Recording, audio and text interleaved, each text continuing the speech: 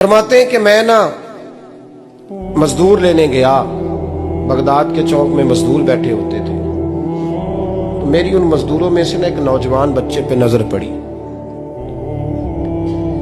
بڑا کمزور سا وجود تھا لیکن چہرے پر عبادت کا نشان تھا، ماتھا بتاتا تھا کہ نماز کا بڑا خیال رکھتا ہے۔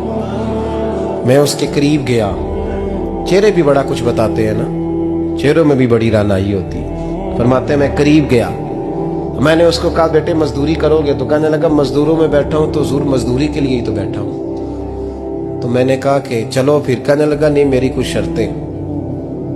میں نے کہا بتاؤ؟ کہنے لگا پہلی شرط یہ ہے کہ لوگ 4 دینار دیہاڑی لیتے ہیں، میں 3 دینار لوں گا۔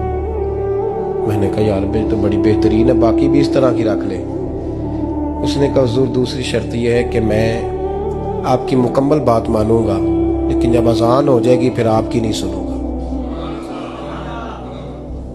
تیسری بات اس نے یہ کی کہ حضور میں آپ کے گھر میں کام کروں گا پر آپ کے کسی سوال کا جواب نہیں دوں گا۔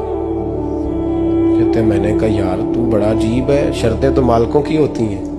کہنے لگا جی بہرحال میں شرطیں لگا کے جاتا ہوں۔ فرماتے ہیں میں اسے گھر لے آیا، کام میں نے اس کو بتایا تو جو کام مزدور سارے دن میں کرتا ہے نا اس نے 2 گھنٹے میں کر دیا۔ ہمارے مزدور سگریٹ پینے میں بھی تو آدھا گھنٹہ لگاتے ہیں، وہ چائے پینے جائیں تو پونا گھنٹہ وہاں۔ ان کو بھی تو دیانتداری کرنی چاہیے کہ نہیں کرنی چاہیے؟ نے معاہدہ کیا ہے نا جی تو پورا اترنا چاہیے نا۔ کہتے 2 گھنٹے میں۔ اب کام جب بندہ شروع کراتا ہے تو کام اور نکل آتا ہے۔ کہتے کام میں نے اس کو اور بتا دیا، وہ کرنے لگا۔ اس نے مٹی نکال کے رکھی تھی باہر رستے میں، تو اذان ہو گئی زور کی، اس نے وہیں کدال چھوڑی کہی اور چلنے لگا۔ تو میرا بیٹا کہنے لگا اس کو ذرا برابر کر دو۔ کہنے لگا چپ کر جا، تیرے باپ سے بات ہوئی تھی، جب اذان ہوتی ہے تو میں کسی اور کی نہیں سنتا، صرف اللہ رسول کی سنتا ہوں۔ کہتے ہیں مسجد چلا گیا، نماز پڑھ کے آیا تو دوپہر کا وقت تھا۔ میری بیوی کہنے لگی اس کو کھانا کھا لے۔ کہتے ہیں ہم نے کہا کھانا کھا لو، تو کہنے لگا میں نے روزہ رکھا ہوا، رمضان بھی نہیں تھا، نفلی روزہ رکھا ہوا۔ فرماتے ہیں شام ہوئی، میں نے 3 دینار دیے تو میں نے کہا تیرا نام کیا ہے؟ کہنے لگا میں نے آپ سے کہا تھا میں کسی سوال کا جواب نہیں دوں گا۔ وہ چلا گیا۔ اگلے دن میں پھر لینے گیا اسے، کام کچھ اور نکل آئے تو لوگوں نے بتایا وہ صرف ہفتے والے دن آتا ہے۔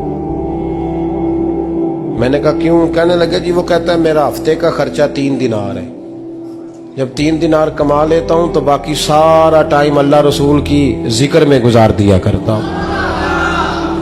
فرماتے ہیں عجیب۔ اگلے ہفتے میں پھر لینے گیا، میں نے پورا ہفتہ انتظار کیا کہ کام اسی سے کرانا ہے۔ میں جب گیا تو میں نے کہا چلو، کہنے لگا میری شرطیں یاد ہے نا؟ اور میں نے کہا یاد ہے بھائی ساتھ چل۔ فرماتے ہیں کام کرایا، 2-3 ہفتے وہ آتا رہا۔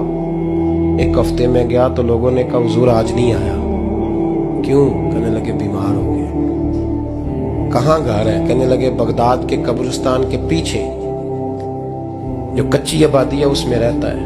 فرماتے میں گیا، دروازے پہ دستک دی تو کہنے لگا حضور آپ ہیں؟ دروازہ کھولا ہے، آ جائیے۔ فرماتے ہیں میں اندر گیا تو میں نے کہا تمہیں کیسے پتا چلا میں آیا ہوں؟ کہنے لگا حضور اللہ والے ہو، آپ نہیں آنا تھا، ورنہ امیر تو غریبوں کا پتہ لینے کوئی نہیں آتے۔ کہتے میں قریب گیا تو کہنے لگا میں آپ کا انتظار کر رہا تھا، تیز بخار ہے، تپ رہا۔ جیب سے کچھ پیسے نکالے، کہنے لگا یہ پیسے رکھ لیں۔ ایک انگوٹھی نکالی، کہنے لگا حضور آج رات کو میرا انتقال ہو جائے گا، ان پیسوں کا کفن خرید کے صبح جنازہ پڑھ کے مجھے دفن کر دینا، اور جب دفن کرو تو یہ انگوٹھی لے کے عصر کے بعد ہارون رشید کے پاس جانا، آپ اسے کہنا میں نے ملنا ہے پر وہ آپ کو ٹائم نہیں دے گا، آپ اس کو آواز دیجئے گا کہ تیری ایک امانت ہے میرے پاس، پھر وہ آپ سے ملے گا تو انگوٹھی دے دیں، پھر آپ میری طرف سے فارغ ہیں۔ حضرت فرمانے لگے تیرا نام؟ اور کہنے لگا حضور وقت تھوڑا ہے، آج رات میں نے جانا ہے، بڑی لمبی معافی مانگنی ہے رب کریم سے، اگر مناسب سمجھے تو مجھے اپنے رب سے تنہائی کر دے دیں۔ فرماتے ہیں میں آ گیا پر اس کی باتوں نے مجھے ساری رات سونے نہیں دیا۔ فرماتے ہیں صبح بڑی مشکل سے سورج نکلا، میں گیا دروازے پہ ہاتھ رکھا تو دروازہ کھلا ہوا تھا، اندر داخل ہوا تو خوشبوئیں میرا استقبال کر رہی تھی، جب چہرے سے کپڑا ہٹایا تو اس کا تو انتقال ہو چکا۔ इंतकाल हो चुका है, ऐसे है जैसे किसी का दीदार करके सोया है। कहते मैं तो 2 आदमी ले गया था जनाजे पे, पर पता नहीं दुनिया किधर किधर से आई, कहां कहां से। अखां जदों मीटियां जमाना मैनू रोवेगा, अपना ते अपना बेगाना मैनू रोवेगा। फरमाते हैं मैं तो 2 बंदे ले गया था, पर पता नहीं मखलूक कहां कहां से आई। जनाजा पड़ा, दफन किया। हारून रशीद के पास में असर के बाद गया, मैंने बुलाना चाहा पर बादशाह था, मेरी तरफ देखा ही नहीं। मैंने उसको कहा तेरी एक अमानत मेरे पास है। फरमाते हैं वो मुझे कोने पे ले गया, क्या बात है, कमरे में बुलाया, मैंने अंगूठी दी। हारून रशीद तो चीखे मारने लगा, कहने लगा अंगूठी वाला कहाँ है? मैंने कहा वो तो इंतकाल कर गया। कहने लगा मुझे कब्र पे ले चल। कहते मैं कब्र पे लाया तो वो लेट गया, तड़प के रोने लगा। मैंने कहा मेरा कलेजा फट जाएगा, ना उसने कुछ बताया ना तूने बताया, ये कौन था? तो हारून रशीद कहने लगा ये मेरा बेटा था। मैंने कहा तेरा बेटा और मजदूर? कहने लगा हुजूर ये हजरत दाऊद ताई के पास बैठा करता था, उनका मुरीद था, मुझे रोज कहता था अब्बा तूने बड़ी दुनिया इकट्ठी कर ली है, मरते वक्त तुझसे टांगे समेटी नहीं जाएंगी, इतना हिसाब नहीं तू दे सकेगा। मैं इसको समझा देता, इसकी अम्मा समझा देती। ये रोज हमें कहता छोड़ दो, आ जाओ अल्लाह रसूल की बारगाह में झुक जाएं। हम समझ। एक दिन ये चला गया, कहने लगा फिर तुम्हारा रास्ता और है और मेरा रास्ता और है। ये सोने की अंगूठी गलती से इसके पास रह गई, गलती से हीरे की अंगूठी चली गई। कहने लगा देखो मेरे बेटे ने आज वो भी वापस कर दी है। फिर तड़प के कहने लगा हारून रशीद था तो ये मेरा बेटा, पर मेरा मुर्शद निकला, मेरा पीर निकला। भाई जिंदगी तो बड़ी थोड़ी है ना।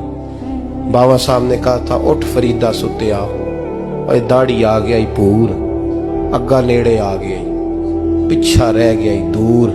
उठ फरीदा सुत्या खलकत वेखन जा, मते कोई मिल जाई बख्शिया ते तू ही बख्शिया जा। उठ फरीदा सुत्या झाड़ू दे मसीत, तू सुते रब जागदा, तेरी डाडे नाल परीत। मेरा रब हमें भी अपनी बारगाह में कबूल फरमा।